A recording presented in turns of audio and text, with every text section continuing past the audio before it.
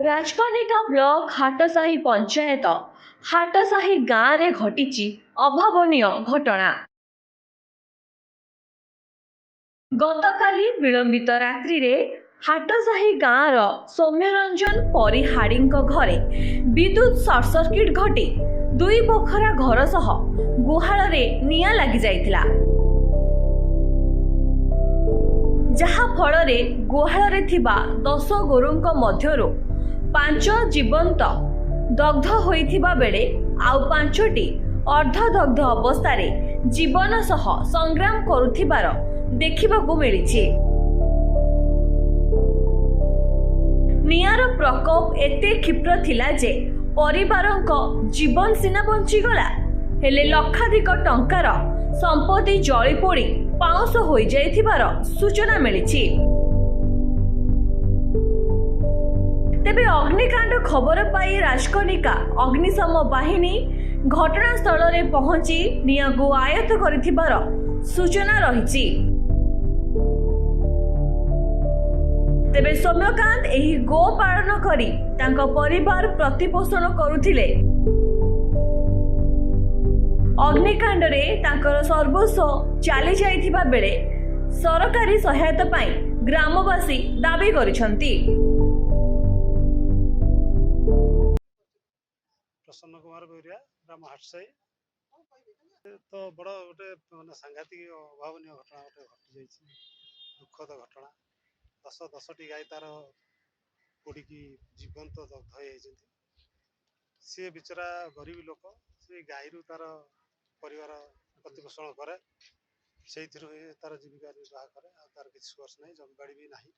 अत्यंत गरीब लोक चाल घर तार भी रहा घर चाल घर गुआल घर चाल घर काली राति 1:30 बेले 1 ରୁ 1:30 भितर घरटी पूरा इलेक्ट्रिक सर्ट सर्किट हो गुहाटी पूरा संपूर्ण भाव में भस्म हो 10टी गाई गोरु पूरा जलिकी मरिकी पड़े।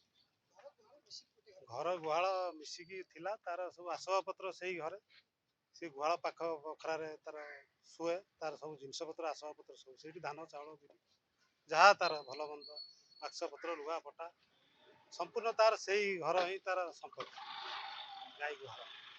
आपण माध्यम निवेदन कर जिलापाल महोदय को जे गरीब परिवार को संपूर्ण सहायता टिके जोगेदेले तो सी उपकृत हम आम भी जानबू जे जहाँ उपकृत सरकार तरफ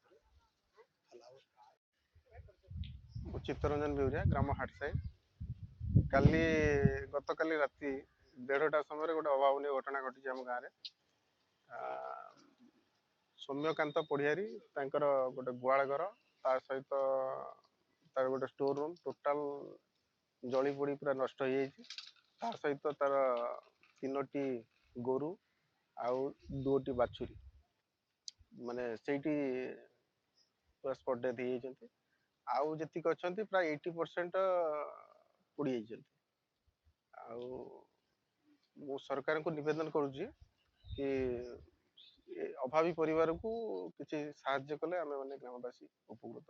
आज्ञा समस्त जी जमा पुंजी जी धान कतु आरंभ कर जहाँ रखी समस्त जिन पोड़ जाए गोरु गाई मैक्सिमम जी गाई गोरु थे समस्त 90% एवं माने पोड़ जाए जीवंता 5टी गोरु दग्ध हो बहुत बहुत कम।